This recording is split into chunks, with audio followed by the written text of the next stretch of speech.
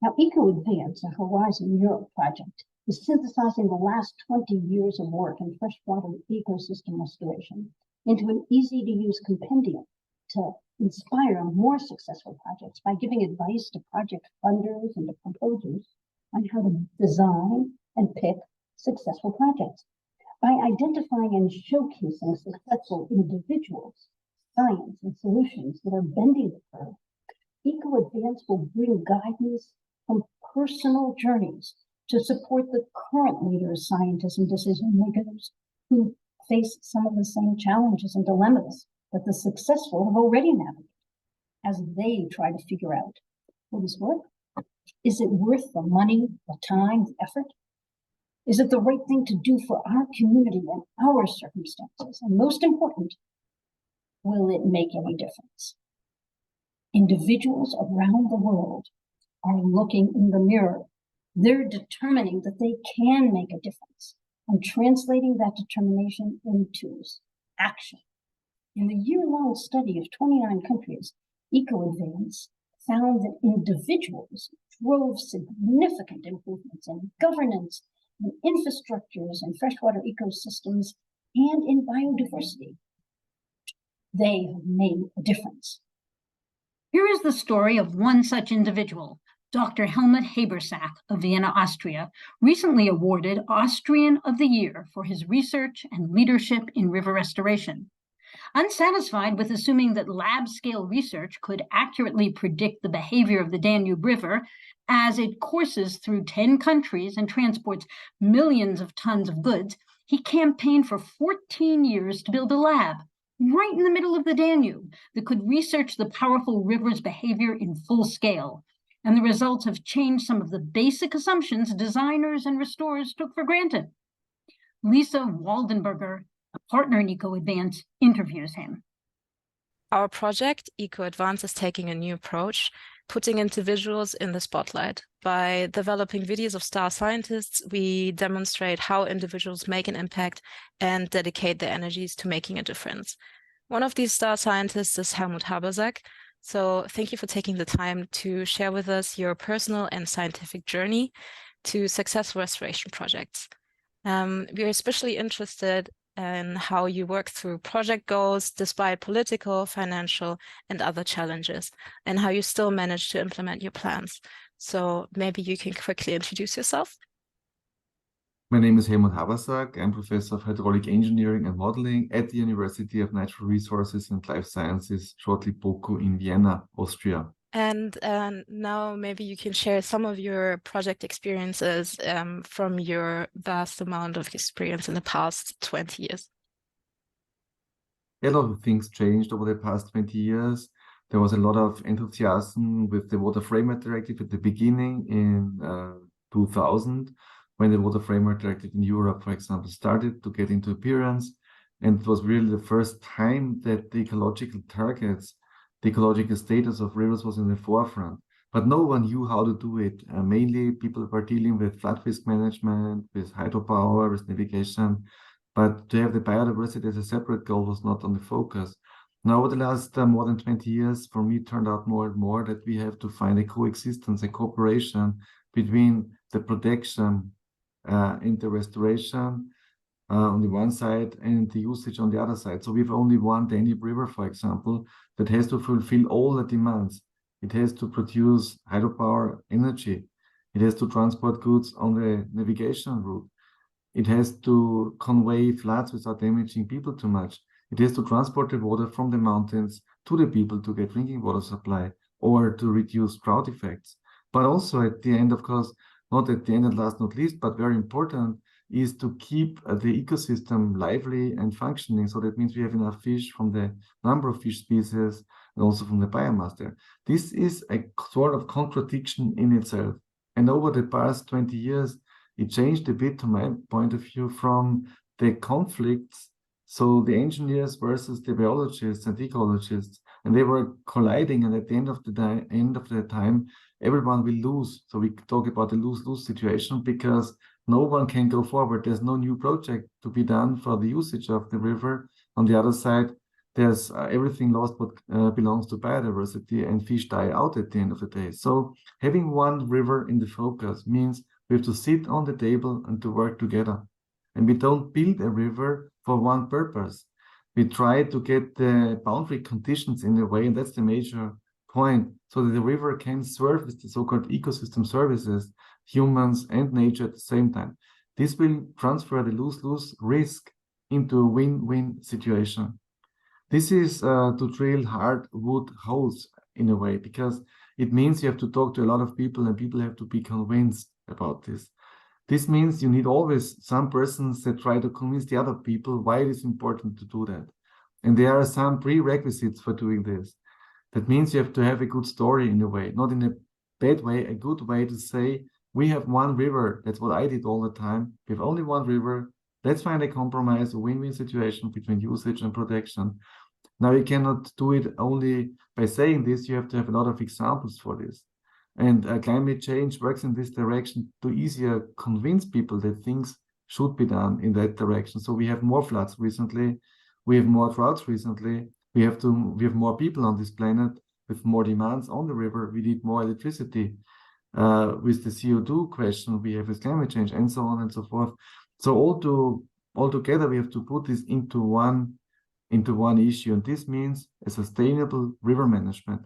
In order to do this, we have, of course, to do a lot of research as well, because we have to find, let's say, measures that allow to get this win-win solution. To give you one example, if we want to get the water depth at the Danube, as an example, of 2.5 meters for low water conditions, this means you have to narrow down the river in order to increase the water depth.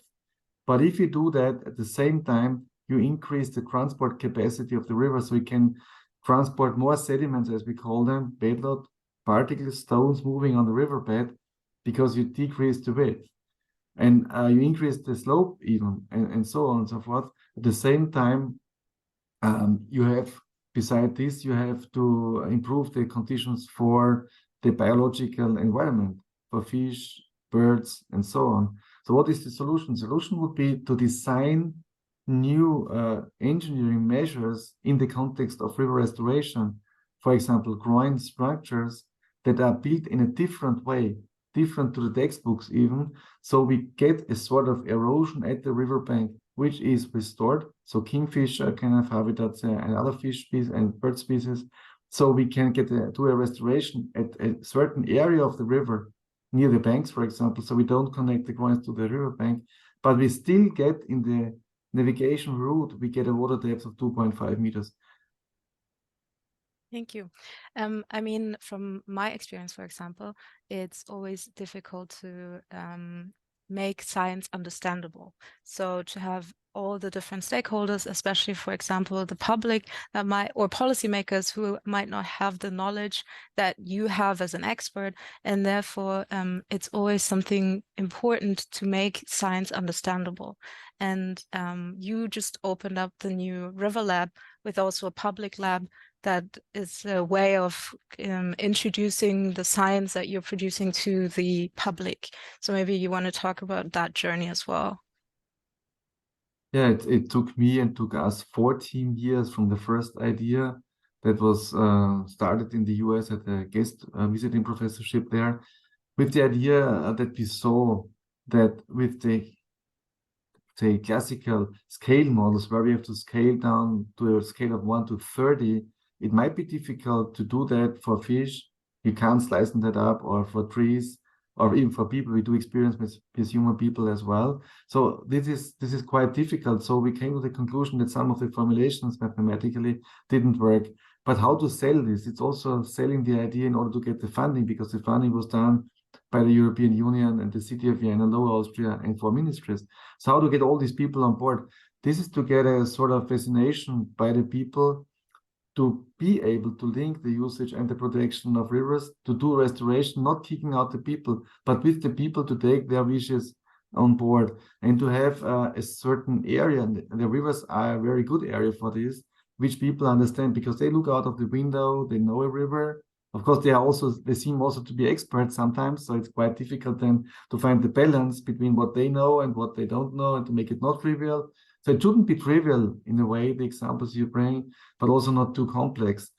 And in order to get an incentive and also to get, let's say, push forward for the laboratory, we always said we don't want to be only a dusty, old-fashioned laboratory. We want the people to come here, like if we would sell chocolate or something, they could see something which they can enjoy as well.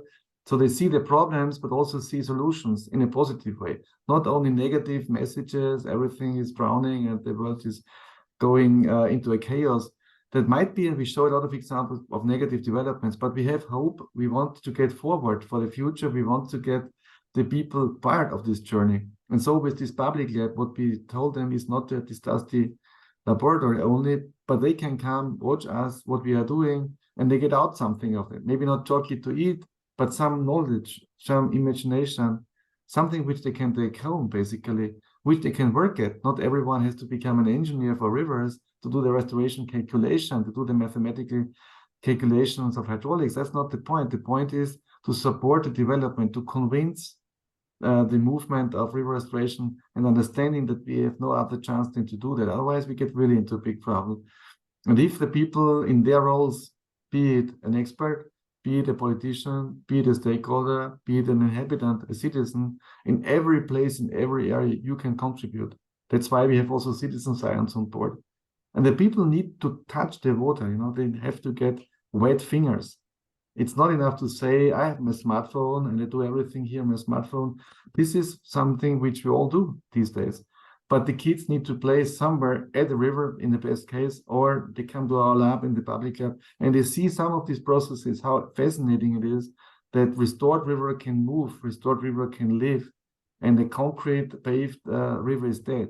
So they understand then that the fish needs these movable conditions, but also that the usages have to have a certain boundary condition which is sustainable.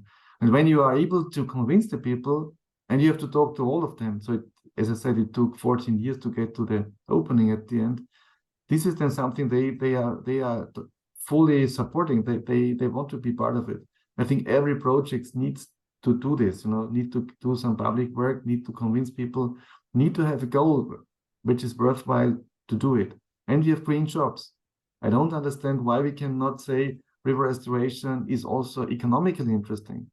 Why should we only invest in times of economic crisis into roads and other structures, which might be important as well, but why not investing money into river restoration? It's the same planning company, it's the same construction company, it's the same authority that works for this. So there are a lot of jobs available for this, but we want to see restoration not only from one perspective. We don't want to lose the people. People are part of the ecosystem in a way, and we cannot decouple ourselves on the wrong hand from all the living situation we have. So in a positive sense, we can contribute to this, and science and innovation is also needed to get innovative measures to be implemented. Then we can have an economic success, but also an ecological success. The EcoAdvance Start Scientists showcases will demonstrate the impact that individuals can have and help inspire others to face the uncertainties of restoration work and dedicate their energies to making a difference. Join us at EcoAdvance.